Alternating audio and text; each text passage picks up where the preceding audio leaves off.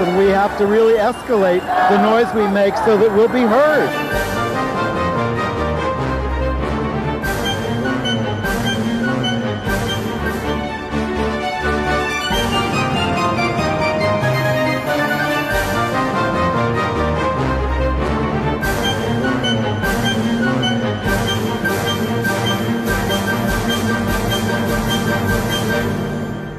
Welcome to Gay USA. I'm Andy Hum, and I'm cold. I'm cold. Ann Northrup, and it's 2015. Happy New Year. But it's not cold in Florida, in the Sunshine State, where same-sex marriages got underway this week. Though a few counties have found a way to show how much they still hate us. Former Florida Governor Jed Bush commented on the developments in Florida and sparked some, I was outraged. I would say we felt contempt for him, but we'll discuss that. This is a big week in the courts for the right to marriage equality. The suicide of a transgender girl has sparked a nationwide debate about what should be done to prevent these tragedies. A gay couple in Denver has found a unique way to respond to homophobia. We'll remember former New York Governor Mario Cuomo's legacy on gay and AIDS issues. In a first, a transgender woman was elected a mayor of a town in India. The movie Pride is marketed in the United States with a closeted campaign, which we will discuss with our very special guest and favorite returnee, Michael MUSTO, and host of other show business issues. Michael is the legendary La Dolce MUSTO columnist for The Village Voice, now writing MUSTO the Musical column for Out.com. And winner of the Gay USA Columnist of the Year Award. Gay USA Columnist of the Year? We just did that because we heard you haven't gotten a GLAAD award, and that's ridiculous. Not even a nomination. Michael, I'll take it. Michael, I've been reading you for so long, and you were one of the great commentators. You should have won the Pulitzer Prize by now, and that's no joke. Thank you. You're a good, Thanks good to both writer. Of you. Good night. Take care. Oh, we're going to talk too? Oh, sure. Well, the ostensible reason we brought you in here is because we're having a gay holiday on January 17th for Whitney, the Lifetime movie. You interviewed the woman who plays her girlfriend, Robyn Crawford. Her alleged girlfriend. Well, I'm going to go beyond that. But that sounds criminal, doesn't it? Alleged girlfriend. It does. But tell us what you think. You've seen the movie. I've seen the Talk to movie. The actress. Of course, a Lifetime movie is not going to be the normal heart. This is actually pretty bad. But they do kind of make some half-assed, let's say, steps towards saying that Whitney was a lesbian. They don't come out and say so. But Robyn, first of all, wears a mannish suit. Well, there you go. There you go. She has a butch hairdo. She looks kind of like you, Ann. Whoa! She's very attractive. But the title is Love is a Triangle. Yes, it's a triangle because it takes place when Whitney meets Bobby Brown. Yeah. And she's already deeply entrenched with Robyn. She's hugging her, kissing her, giving her gifts. Along comes Bobby, and that ruffles Robyn's feathers. And I meant that, Ann. She's very good looking, and so are you. Oh gosh. I forgive you. It's okay. I forgive you. Newsflash, you're a butch lesbian, and I'm an effeminate homosexual. I'm a tomboy. Okay. Androgynous. We should have all been in the Whitney movie. And I say we're all transgender, and I say that without irony, because we're all on a spectrum. Let's not take away from real transgender people, their transgender sexuality. Don't you miss I being think we're Bobby all on a Brown? spectrum. Okay. Don't you miss being Bobby Brown? Oh, well, the toilet paper episode was one of the finest, really, episodes on television. I thought Whitney was pretty amusing in that reality But the series. actress who played Robyn, his name, Yolanda Ross, and she's very good. Yeah. And she said, well, we went as far as we could go. It's really in the subtext. It's in the performance.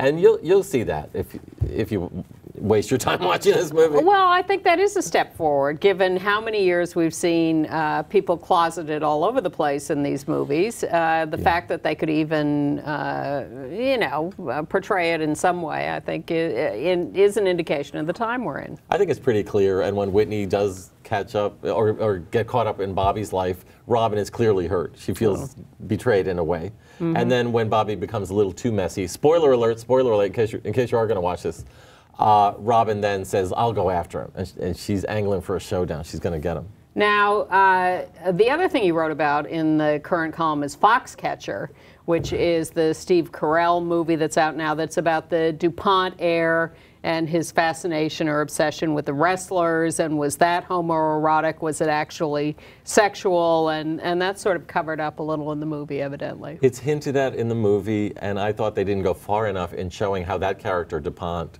how his closeted gayness may have contributed to his psychomania.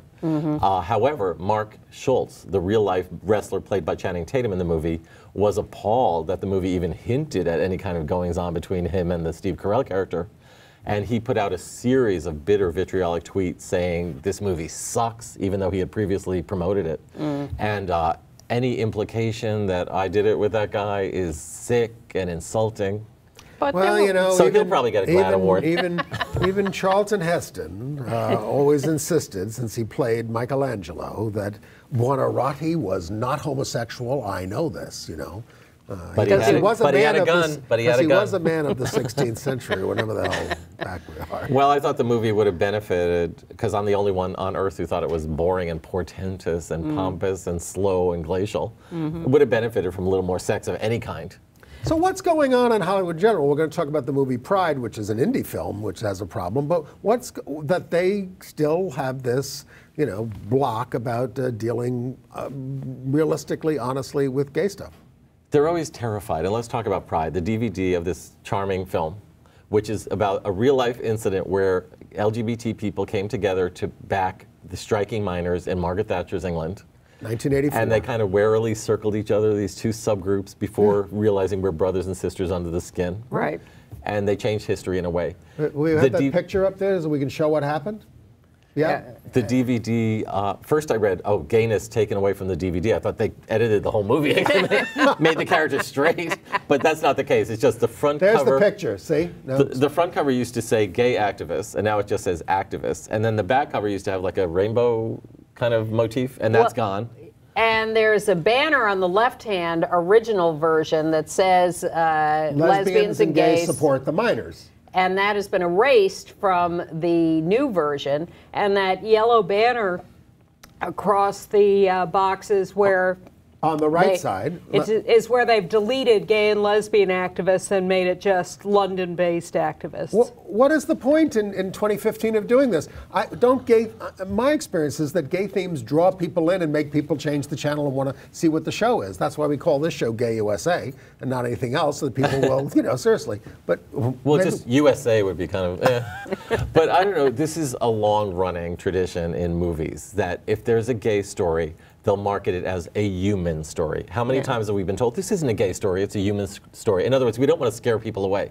The reality is, if it's a good movie, people are going to want to see it. Yeah. Pride is a good movie, but it was a very obscure little footnote in history. So people didn't flock to it. But I think just saying activists and minors instead of gay activists and minors doesn't make it any more marketable. Right. And it's just disgraceful. Are we going to say Selma is not an African-American film? It's just people. Talk about sickening and insulting. Yeah, exactly.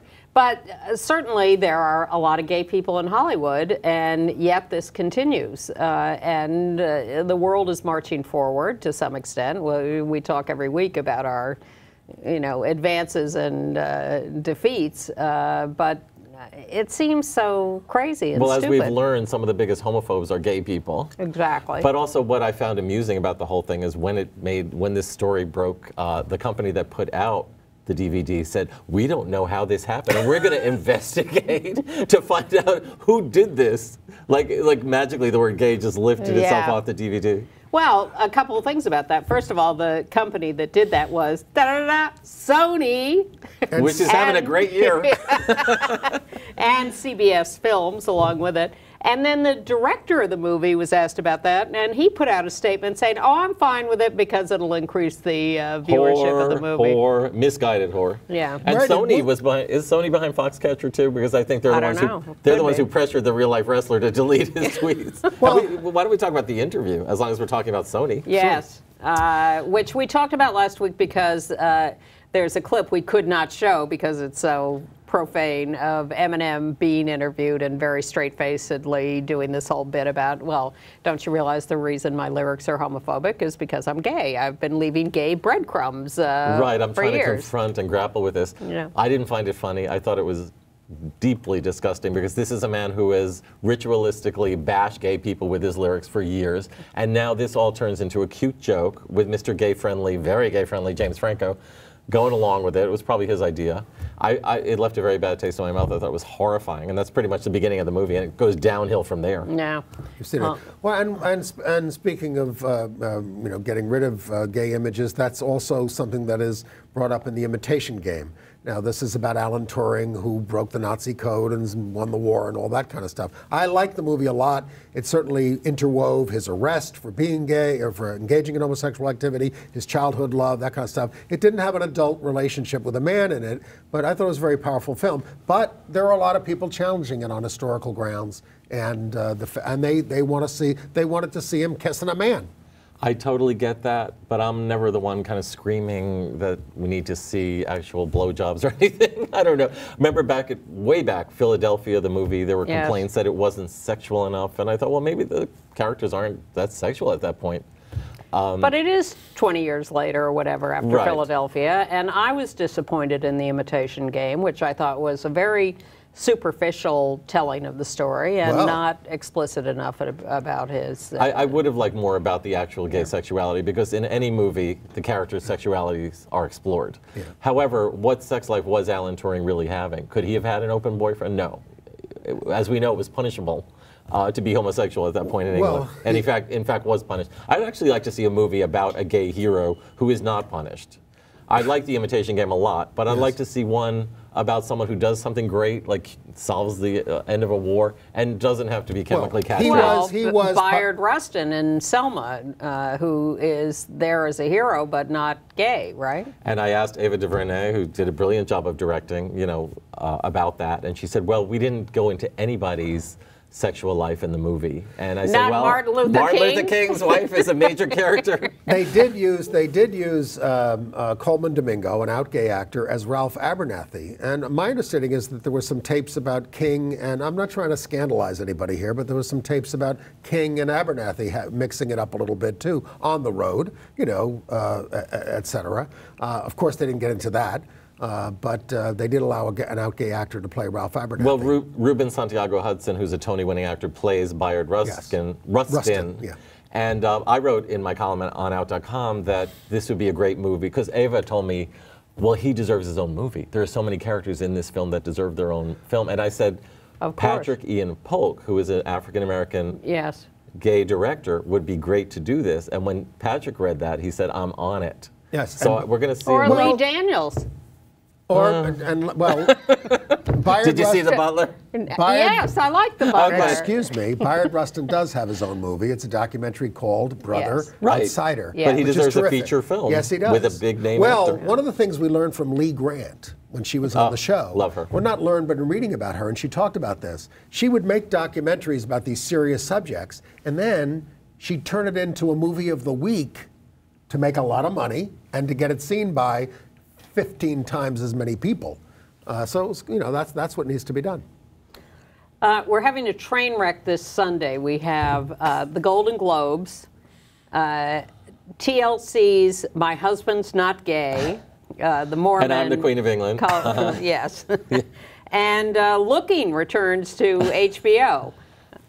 That's a no-brainer. I'm watching the Golden Globes. That's the real gay Olympics until the actual gay Olympics of the Oscars. The Mormon show, I thought they were against gay marriage. Yes, and but they're not against gays marrying a member of the opposite sex, which is what the But the show's subtitle about. is My Husband's Not Gay, but he takes it up the ass. Yeah, something like that. Okay. Well, I'll still be watching the Golden Globes. So what are the storylines to look for at the Golden Globes? Well, Tina Fey and Amy Poehler are hosting, and they're amusing. They're good. They should just stick with them through eternity. Yes, they have the right tone. I liked Ricky Gervais as the host. You did? Yes. I didn't mind the sourness. I mean, and I love when they acted all upset. Oh, he was so bitter. It's like they knew what he was going to say. Exactly. I just don't like his smug delivery. He can get a little smug. But I guess Boyhood will probably win everything. It was, I would say, the best movie of the year. Michael MUSTO has predicted that on goldderby.com. Yes. And his pride... it's smear time, you know, because now LBJ's aide is saying, well, Selma doesn't portray LBJ as the hero that he actually was. Well, not hero, but I mean... he was more... Tom Wilkinson's portrayal of Johnson makes him look like the total villain in the piece, and they do have tape that says he was working with King to try to, get them together to do the Selma March, and that'll get people excited, and I'll be able to do the bill. So, I mean, and he did. Then we have the FOXCATCHER thing, and then we have Imitation Game. There was an article about the Russian spy plot line and how that smears Alan Turing and how that never happened. Right. See the movie, you'll see what I mean. But that seems to be headed for some awards, doesn't it? I actually think it's going to come up empty. I think it's going to be Boyhood, Michael Keaton, Julianne Moore, Patricia Arquette. Have you seen the Julianne Moore movie, Still Alice? Yes, and she's very good. She's always good. Yes, she's wonderful. But the great thing about an early Alzheimer's movie is that you get your disease of the week, but she's also a knockout. This isn't like, Judi Dench or Julie Christie with Alzheimer's. This is a beautiful woman forgetting everything. Fantastic. And that's why people like it. Right back to the 40s. Now you come on. Yeah, back to Susan Hayward. You're calling Golden Globes and the Oscars the Gay Olympics, and God knows I threw an Oscar party for many years thinking that it was, although I don't do it anymore. But aren't we really awarded out? I mean, I'm a SAG-AFTRA voter. We're going to have the SAG-AFTRA Awards soon also.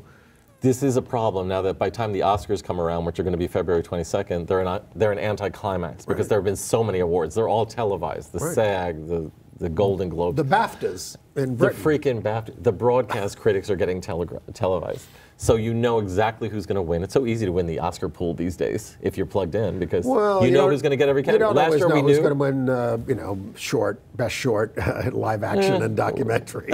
That could be a tough. They should just get rid of those. That could be yeah. Sorry. And who's hosting this year? Neil Patrick Harris. So they went again with a gay. Last year was Ellen. Yeah. So, it's good that we have gays every year hosting everything. But somehow it doesn't, I watch them for the entertainment. I don't care about the horse race so much. Everyone does. Nobody cares if Boyhood is going to be Birdman, but you watch for who's wearing what, who's wearing whom. What the jokes are. Which four people look upset for every category. Yeah. And I miss the appalling old days of like Debbie Allen doing an interpretive dance to Saving Private Ryan. Or, Rob Lowe, fresh off his teen sex video, singing Proud Mary with Snow White. Yes! Those were the good old days. Yes, exactly. Or Shaft. Everything's too tasteful now. With the big or Debbie Boone singing with deaf children signing it. It turned out they weren't really deaf. Just like Sasheen Littlefeather was only half Native American. For those who don't remember this, that's the woman who picked up the Oscar that apparently Marlon Brando didn't want. Not Marlon Brando. Yes, Marlon Brando. For The Godfather. For The Godfather, yes. But to me, the real entertainment these days is Fashion Police. And with Joan Rivers gone and Kathy Griffin starting on Monday. Well, when Joan died, I said, obviously, it's going to be Kathy Griffin. She's the inheritor to the throne of Joan. She loved Joan. Joan approved of her. Right. She comes from the same caustic, cutting school of comedy. But can we, and I've always, watched Kathy Griffin and enjoyed a lot of what she does, but I don't feel the same kind of affection that I felt give her in a the chance. end. Joan had a lot of years to win our hearts, And it took a lot of years. Yeah, she had her ups and downs. Yes, she did. And Kathy does the New Year's show with Anderson Cooper on CNN, which is enjoyable because she's bragging on everything and he's giggling, and it's a cute chemistry. It's like you two. Yeah. Well, we used to be called the Regis and Kathy Lee of gay TV. Anderson. Oh, I wouldn't take that. Well, it was years ago. Years ago. All right, well. But you don't drink on your show like Kathy Lee. No. No, we don't. Maybe we should start. What's in these cups? I'm just on cough medicine today. Oh, and antihistamines. Have any more? Yeah. Well, thank you, Michael. Tell us about any future predictions and stuff coming up. I will. Enjoy the Globes on Sunday. Don't watch My Husband Was a Gay show. You can read Michael on out.com and on goldderby.com to read his predictions for all these award shows. MUSTO the Musical, and many books published that you can get to. And Google me. Appearing frequently on CNN. Yes, and I write articles for Stars of the Times and paper.com, so. Right, the Times. Thank you. Okay, thanks, Michael. Bye. Bye. Michael's Enjoy the away. weekend. We're sliding in here. Now back to the news. Can you follow us? The news stuff. Right, big news for those of you who have been waiting. Well, Michael brought the sunshine to our life, but now we must turn to the sunshine in Florida. where marriages started this week, finally. We were maneuvering in the courts, and what Judge Hinkle finally said at the end of last week was... Tell them who Judge Hinkle is. Well, he was a federal judge who said that the anti-same-sex marriage law was unconstitutional in a panhandle county, Washington County, that's very conservative, and in the case of one couple. But so then the debate became, well, does it apply just to that county? Does it apply just to that couple? And he finally considered arguments from all sides and said, no, look, I can't expand my decision. But if you think you're going to get away with denying gay couples marriage, you are going to be violating the Constitution, and you're going to be sued, and you're going to be in trouble. This was a very clever move on his part, because the thinking was that the Florida Attorney General was kind of baiting him into expanding his decision so she could appeal that and stop the marriages. Yes, the thrice married Pam Bondi, Attorney General of Florida, was fighting this tooth and nail. Yes, but she tried to sucker him into a decision that would give her further opportunities to, in fact, delay the marriages. But he said, basically, I'm not going to be suckered into expanding the decision. The decision stands the way it was. I'm just warning you that the reality here is that you're not going to get away with not doing this. And then it's in Miami, I guess, we have Judge Zabel, right? Yes. Who lifted her stay of her decision on Monday. Yeah. And so, we have a picture of the happy couples, if we can pull that up, the happy couples, Rich, celebrating after she lifted her stay, so that it's, you know, again, it's signaled you're not going to win anywhere. Everybody, if you can pull up, no, that's the couple. That's the couple in the Panhandle. This is the couple. These are the couples in Miami, and put up the picture of the other couple, because that's Steve and Ozzy. This is the couple in this little town of 2,000 people. That takes guts, folks. Folks. Apologies for Mr. Hum. I have had nothing to drink. That takes real guts to stand up in your little town and say you're going to sue for the right to marry. The whole county only has 24,000 people. This show's going to get a reputation for focusing on gay cowboys. I know, because we did it last week with those Australians. Yeah, it was great. Now, there are about a dozen counties in Florida who are not happy about this, but they're willing to go along with the law. They will issue marriage licenses. They have to go along with the law. Yes. They have to issue the licenses. Well, they're not doing civil disobedience or anything. Right. They're going ahead, but they have come up with a new plan. They are no longer performing marriages in their courthouses or their, municipal buildings. This is an opportunity for entrepreneurs to start opening up little places outside these courthouses to do the marriages. Because what they did was they all sat together, and no one was comfortable with doing a same-sex marriage. That's basically what they decided. No one in the entire courthouse. No one? No, that's what they said. No one who spoke up, There was no one had the guts to do it. So they said, we will not do them for straight couples. We will not do them for gay couples. Then we're not against the law, and they'll probably get away with this, I would think. Well, because they're not obligated to provide that service. No, they're obligated to issue the licenses. They're treating everyone the same. They're not doing straight couples marriages either. Let me explain marriage to you. You do get a license. You're not married when you get a license. The license is then taken to somebody who is authorized to marry you. Could be a preacher, could be a justice of the peace, could be somebody at the courthouse. They sign it, you're married.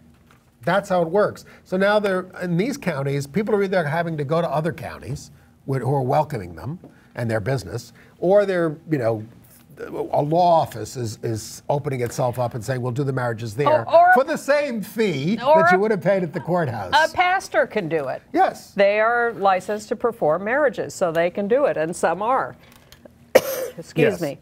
Well, there is some resistance to this. The Archbishop of Miami, Thomas Wensky, we got a picture of him there on the motorcycle. That's him on the left there on the motorcycle. He's quite a guy. He's a biker. He put up a letter that said employees of the Archdiocese can be fired if they post about, quote unquote, prohibitive behaviors. Prohibitive? Is that like an expensive wedding or something? No, I don't. I think he meant to say prohibited behaviors like autocorrect, gay love.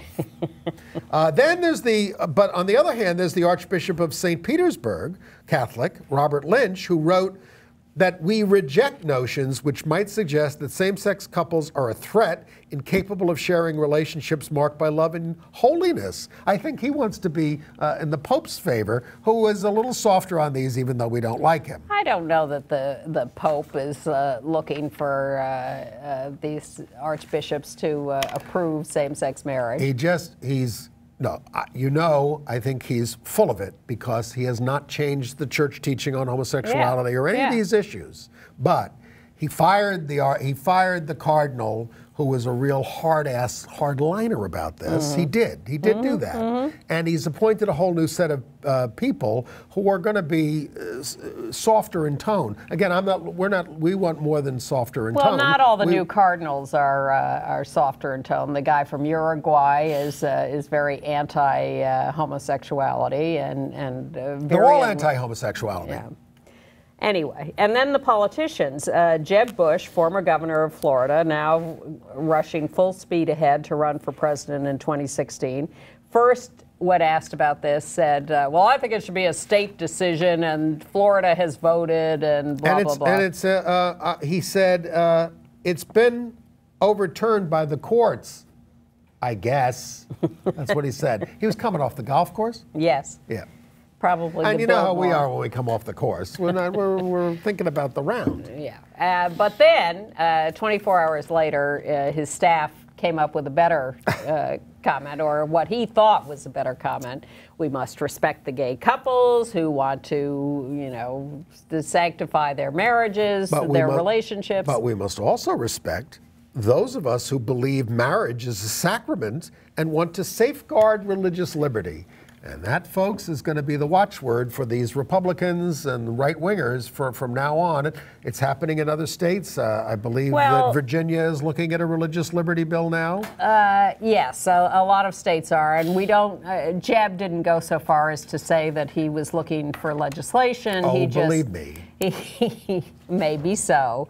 But he hasn't said that yet. But none of it was really open and supportive of same-sex couples or marriage, and it was greeted with a lot of derision and contempt when he said that, and people called him out on it very quickly. Right. I was proud of people for jumping on him for that. But we have made a lot of progress, so let's give you a slight update now as to the kind of progress that we've made. Folks, in 70% of the United States of America now, you can go get same-sex married. But there are 14 states where you can get married, but you can be fired for getting married. That means, in other words, if you're known as gay, there's no protection for you under the civil rights laws, although in some cities there are. But the states are Alaska, Arizona, Florida, Idaho, Indiana, Montana, North Carolina, South Carolina, Pennsylvania, Virginia, West Virginia, and Wyoming, the equality state, where there are no non-discrimination protections. Right. But, sometimes companies do it on their own. For instance, the Publix supermarkets in Florida, which is a very major institution in Florida, announced before the marriages began that they would offer, spousal insurance to all legal same-sex spouses. And that was a great decision on their part. Right. Now, then there's what's happening in the courts right after we do this show. I mean, the end of this week on January 9th. The Supreme Court of the United States is going to meet, and they are going to have a conference on a bunch of the cases that are up now, especially the Sixth Circuit, Ohio, Kentucky, Tennessee, and Michigan. And they're also considering whether to take an appeal on the Louisiana case, which has not gone through the circuit appeals court. Well, frankly, neither has Florida. That case is supposedly under review at the 11th Circuit, and And the 11th Circuit hasn't gotten to considering it yet, and yet we've gone through enough other kinds of stages that same-sex marriage is now legal in Florida. No one expects it to disappear, and everyone's wondering whether the Florida Attorney General is going to continue to fight to have the 11th Circuit overturn that. Well, the 5th Circuit is also hearing a case on Friday. Friday, the 5th Circuit hears Mississippi, Texas, and the Louisiana case, which our side is arguing in the 5th Circuit Court, but is also asking the Supreme Court to hear before the 5th Circuit decides. And meanwhile, Idaho, where it's a settled issue, is still asking the Supreme Court to hear their arguments that it should be overturned. Because Governor Butch Otter, for that is his name, and the Attorney General there filed an appeal to the Supreme Court saying that their case has national consequences. So you really ought to take a look at it. But this is in the 9th Circuit. Well, here's what you should be looking for. As early as Monday, 9, 10, 11, 12th, the 12th, as you were in your haze after the Golden Globes and My Husband's Not Gay and looking and you're preparing for Fashion Police. And Girls. I don't watch that. You can look for an announcement by the Supreme Court about whether they are taking the cases from the 6th Circuit, any or all of them, Ohio, Michigan, Tennessee, and Kentucky, and whether they will take the Louisiana case. But they don't have to make an announcement next week. They do not. They can wait on it. But it seems like they're moving in that direction. Yeah. Now, there's a case in what state am I in now? Nebraska? No. What's the inmate case? Nebraska. Yes. The ACLU does not want the inmate and the transgender fiance to join their suit. It would involve too much delay, too many complications. We've got our case already on the way. But all this could be solved if the Congress passes the Respect Marriage Act, which has been reintroduced into the Congress. It only has 79 co-sponsors. I saw people like, in New York, from Charlie Rangel and Nydia Velasquez aren't on the bill. Get everybody Call on them up. Well, not my Congress people. You call them. You call your congressperson, get them on this bill. They've got 42 co-sponsors in the Senate, which is pretty good. Good. That's good. That's that's almost a majority. This is to basically legalize. Repeal DOMA. Yes, it's to repeal all of DOMA and to say that the federal government must provide benefits equally to same-sex married couples, no matter where you live if you are legally married. So no more of this business of the Social Security Administration saying, well, yes, you're legally married, but you live in a state that doesn't recognize it, so we're not going to recognize it either for these benefits. It's terrible.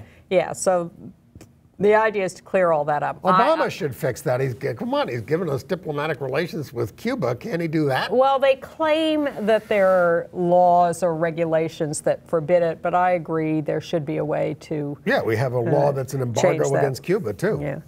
So maybe we can have an ambassador, but we can't send him or her there. Congratulations to Catherine Patrick, daughter of Massachusetts Governor Deval Patrick. She came out. We've got a picture of her here. Yeah, she came out a few years ago. She's on the left there. This is her with her fiancé, Alicia Marie Lemieux. They live in San Francisco. That's their dog, Cora, and they are getting married. And Governor Deval Patrick, who will be out of office shortly, his term ends, is very, very ecstatically happy for them. And in Texas, Freedom to Marry has come out with a sort of a different kind of an ad to promote the freedom to marry using peace officers. Police officers, yes. This is an ad that's running on television in Texas, produced by Freedom to Marry. And let's take a look at I became a police officer in 2006. Chris makes a sacrifice every day along with the rest of us. He puts his life on the line just like I do. My partner, Justin, and I, we live together. Eventually, one day, we'd like to get married just like everybody else. A lot of people think gay people shouldn't be able to get married. That makes no sense. Freedom is a big deal. The freedom to marry, the freedom to say what you want to say, and the freedom to do what you want to do. Texans believe in freedom and liberty, and part of that is to be able to marry who you love, so Chris should be able to marry whoever he loves. And there it is. Hello. So That's- you know, the Texas cases are going to the Fifth Circuit this Friday for argument, and they're trying to lay the groundwork for making people understand this when it is declared legal in Texas to try to, you know, mollify the backlash. But again, to reiterate, folks, this does not end our work by any means because we don't have civil rights protections in a lot of these states, and we don't have civil rights protections in this country. And we desperately need them, especially because you are going to want to get married if you're in a partnership oftentimes, and there may be certain risks associated with that, and there shouldn't be. Right. All right. On to other news. Well, where do you want to start? Well, let's start with the video from Denver. This was over the holidays. A couple had something on their door that was defaced, and they had a very unique way of dealing with it. So why don't we just show you the videotape? Local news report from Denver. It's still hard to picture why someone would do it. It was actually carved into the door with a knife or a key. A gay slur scratched into the paint, a hate message delivered just in time for the holidays. I felt kind of a mix of sadness and anger. I mean, I was so mad, I was shaking. Sean White says he left his Denver apartment for about an hour last Sunday and returned to find an offensive word on the front door. And it was just kind of shocking. White and his partner couldn't help but wonder about the message the person who wrote it was trying to send. Someone's goal probably with scrawling that into our door was to make us feel ashamed. But rather than shame, White felt empowered and put up a message of his own. To the individual who scrawled the word into our door, we regret to inform you that you completely failed to use glitter paint and or sequins. Your work looked rushed and your handwriting was positively atrocious. It is for these reasons that we have removed your work from our door with sandpaper. Fabulously yours, The Gays in apartment 611. Then he posted both images on his Facebook page, and it exploded, shared hundreds of times and viewed by millions across the world. This is so far beyond anything we thought was going to happen. For this couple, it was the best possible vindication. This apartment building is monitored by video surveillance, but there are no cameras in the hallways, so the couple may never know who actually did it. They suspect it could have been a neighbor, but they hope not. We took the high road. Still, the hate crime has taught them a valuable lesson. It's not about their front door. It's the love inside that counts. You can fight back with love. Heidi Hemmett, Fox 31 Denver. That's a good comeback, and we all need to think of good comebacks. I remember when I was in college, there was I had a rather effeminate classmate, and he would get yelled at on the street all the time just for walking down the street. And they would yell faggot at him, and he would watch right up to him and says, "I'm not a faggot, I'm a queer." And it just sort of like, you're taking the word and all that kind of stuff. What can you do?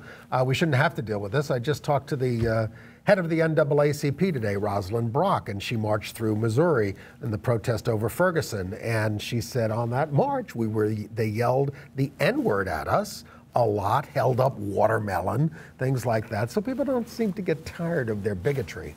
I saw a really shocking documentary over the holidays called Banished that ran on TV. It was actually made a few years ago about counties in the United States that made themselves all white by throwing out all the black people 100 years ago, but they're still all white. And they interviewed a lot of people who moved to these counties because they're all white. It was extremely discouraging to see this. Banished, if you get a chance to see that. Right. Do. It's very illuminating. Right. Sad story out of Providence, Rhode Island, a little horrifying. A lesbian there shot and killed her girlfriend.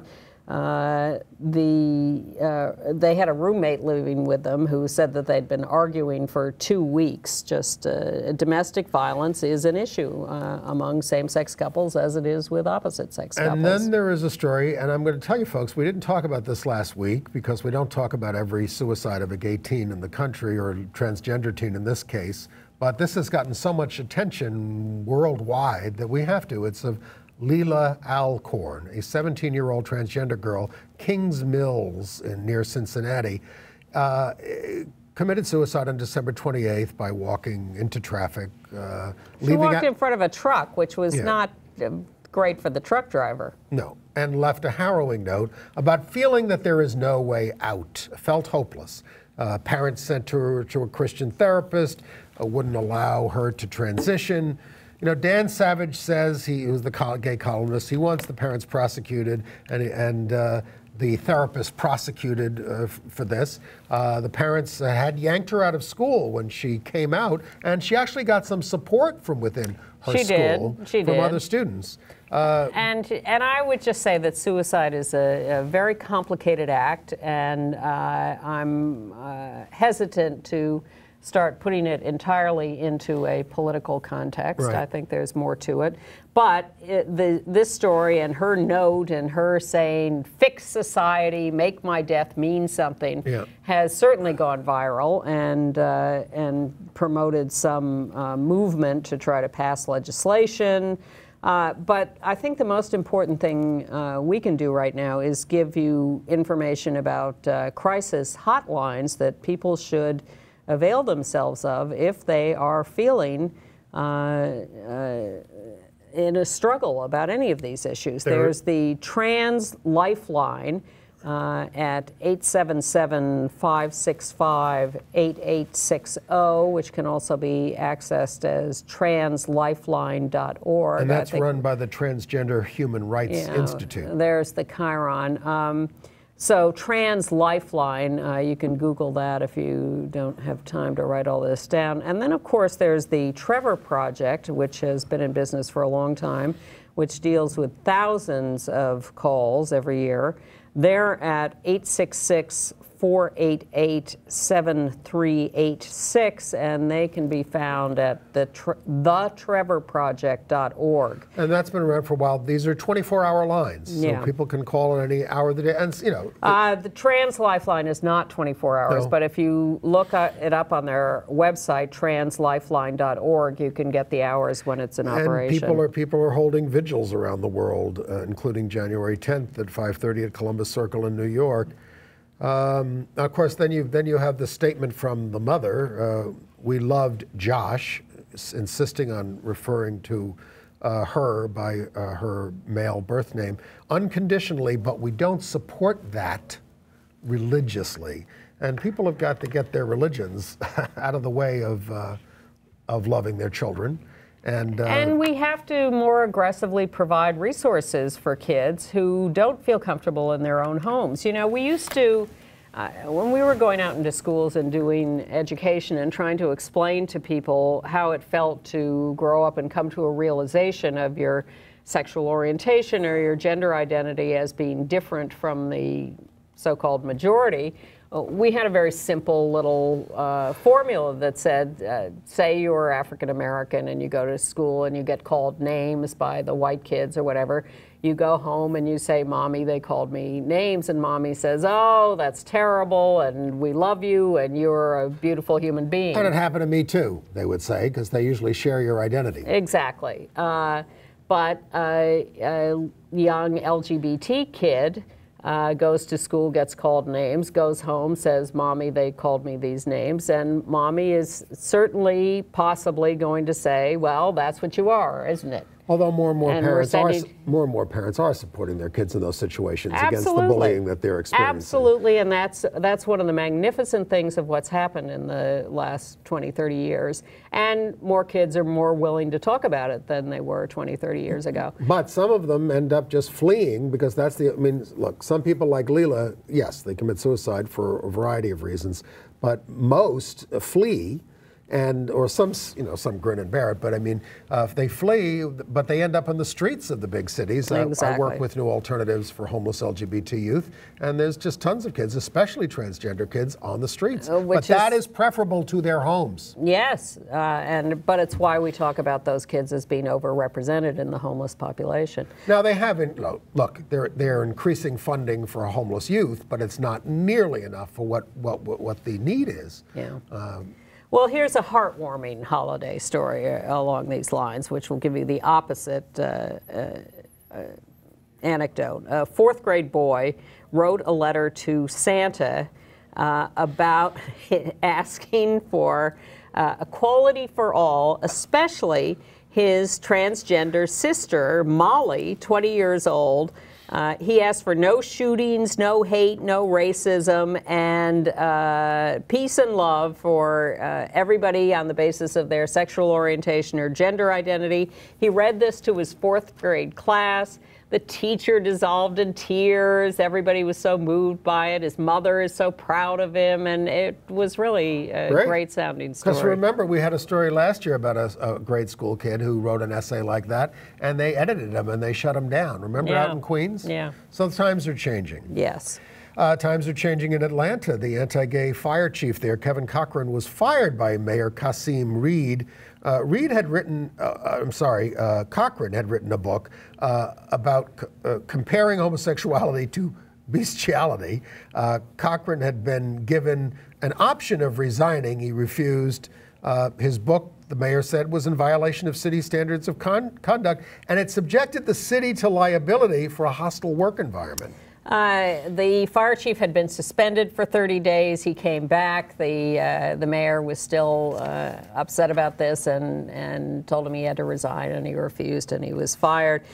He also made some anti-Semitic comments in the book, some misogynist comments in the book, and he, of course, and his supporters, Ralph Reed and everybody, are bombarding the mayor with these things about how dare you violate his free speech rights and his religious freedom rights, and the mayor is having none of it. He's saying, don't be ridiculous. This is inappropriate for a public official. Everybody who works for the department and is served by the department must feel equally honored and valuable, and I cannot have someone who's a public servant running this department acting like this. Lots of people, express fealty to the Bible as the Word of God, and if you open it up, it says that gay people should be put to death in Leviticus. So what do we say about people who adhere to the Bible? Well, I think where you cross the line is when you speak out in a way that makes people feel threatened and uncomfortable. Well, I've always tried to... He was accused of handing out this book, proselytizing, in essence, to members of the fire department. I don't think people should be parts of anti-gay religions until they renounce, unless you're working to change it within, to change the church or the synagogue or the mosque, to make it more inclusive. The firefighters union was very happy with the mayor and said this was the right thing to do. Good. Yeah. Good. All right, a couple of losses in New York to note, or passings at least. One was Bess Meyerson. Now, she was the first Jewish Miss America. There she is dancing with Ed Koch, the former mayor, and we'll tell you why. She suffered from anti-Jewish discrimination. In 1945, she was Miss America, and she became a sort of a television personality. And then she became someone in public life, Commissioner of Consumer Affairs, Commissioner of Cultural Affairs, those kinds of things. But to her shame, in 1977, Ed Koch, a bachelor from Greenwich Village, who was a closeted gay man, needed somebody to be dancing with, to be seen with, and Bess Meyerson gave herself to this task to be what we would call his beard, and it was disgraceful. Out of her own ambition, I guess. Yeah. One wonders why she would do that. And then the other big death that you've all probably heard about is the former governor of New York, Mario Cuomo. There's a picture in the 1982 campaign when he became governor. You might recognize the guy on the right as me, but on the left there's Alan Roscoff, Betty Santoro, there's Bella Abzug there in the middle, because she was endorsing him that day, and my friend Hermano Stingo. But we're all smiling at that meeting. It was very hard to get. We couldn't get a meeting. This was in August before the primary. We couldn't get it because Andrew Cuomo, who was the campaign manager, was so anti-gay at the time. He, of course, is the guy who got us same-sex marriage. But what did Mario get us?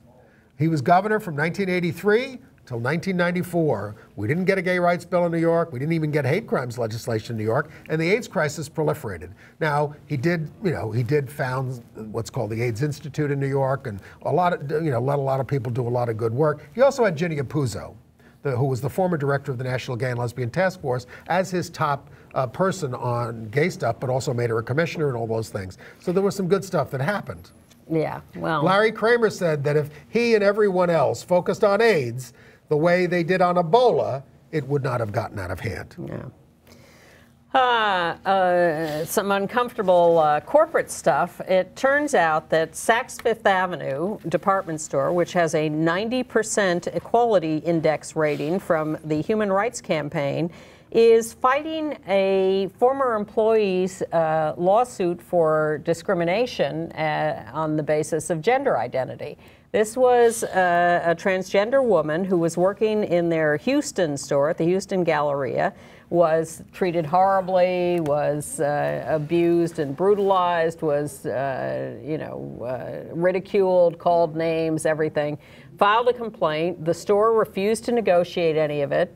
She finally quit and filed a lawsuit.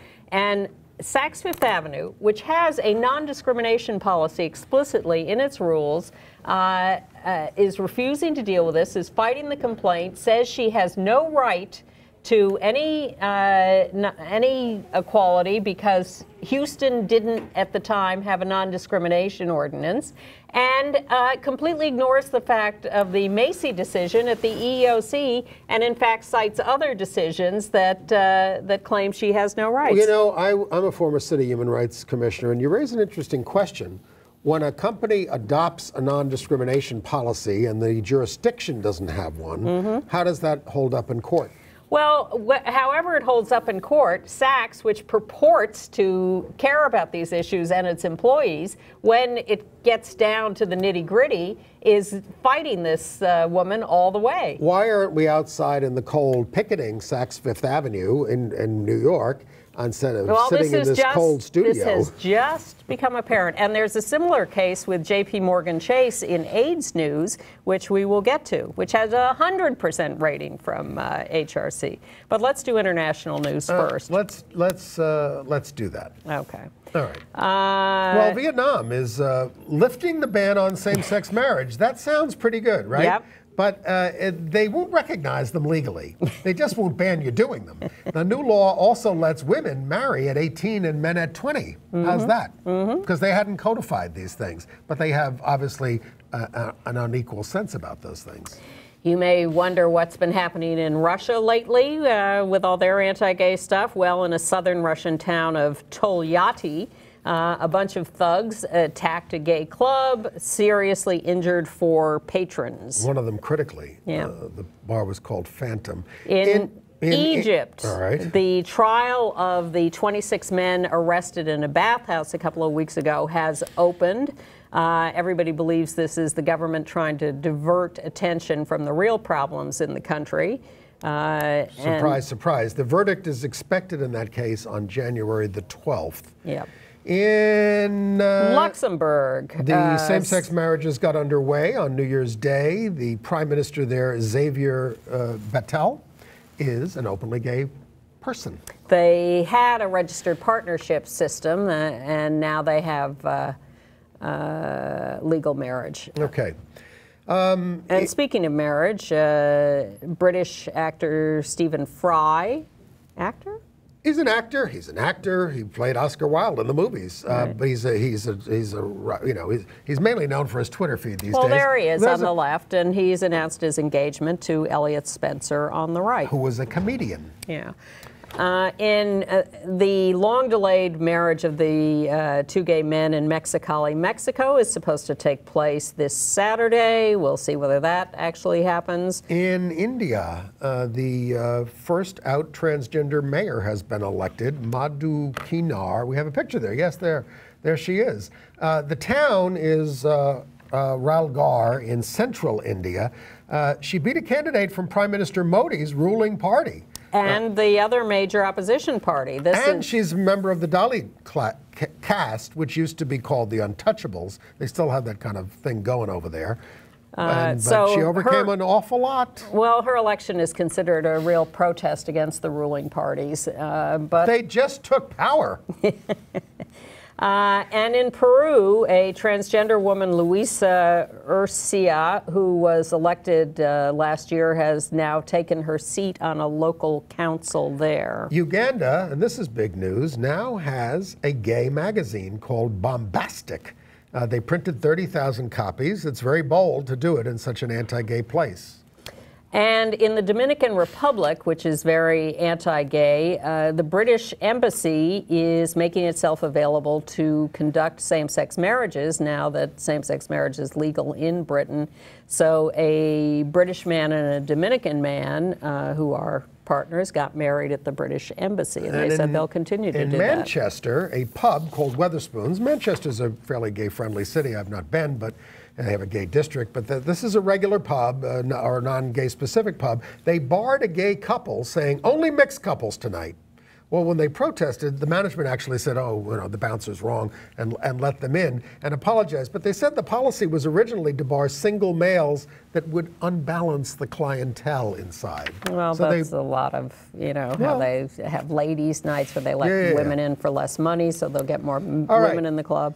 AIDS news. Well, I promised you this J.P. Morgan Chase story. The Mexican-American Legal Defense and Education Fund is suing J.P. Morgan Chase for discrimination against an HIV-positive employee, Jesus Leon. His doctor told him that he needed to amend his working schedule because of his disability of having HIV. And the company refused to negotiate schedule changes at all. Again, a company with 100% HRC rating. We have just a couple of minutes left. Okay. I wanted to read the FDA statement on gay blood. Why they gay blood donation, why they're still leaving it to a year of unsafe activity. Please. Or just, you know, sex, really. It's not unsafe activity. The statement is, the assessment of high-risk sexual behaviors would be highly burdensome on blood donation establishments and potentially offensive to donors. In other words, they don't want to talk about it. You're asking about sex, but you don't want to talk about sex. It makes you uncomfortable. It's ridiculous. Some of us feel the current policy is offensive. Yes. Well. Yes. A new study out of UC San Diego that people who have lived with HIV and have a low viral load are suppressing it themselves, no drugs. It turns out they have a much higher hospitalization rate for heart disease and psychiatric issues. And this is thought to be inflamed proteins. So if you are a long-term survivor but not on drugs, you might want to get a checkup on your cardiovascular status and see whether, in fact, there might be a reason for you to take drugs. Not that I want to be, you know, promoting the pharmaceutical industry, but it's an interesting question. And another study has found that those who start treatment early do have a much better outcome. Also, the National LGBT Cancer Network is starting a campaign to raise awareness of anal cancer and create a directory of places where you can get free or low-cost LGBT-friendly screening facilities. That would be nice to know. That's the National LGBT Cancer Network. You can look them up. Welcome to 2015. We will see you next week. Thanks for watching, and if you want to be on our email list for weekly program previews, write to me, Andy Hum, at AOL.com. Goodbye.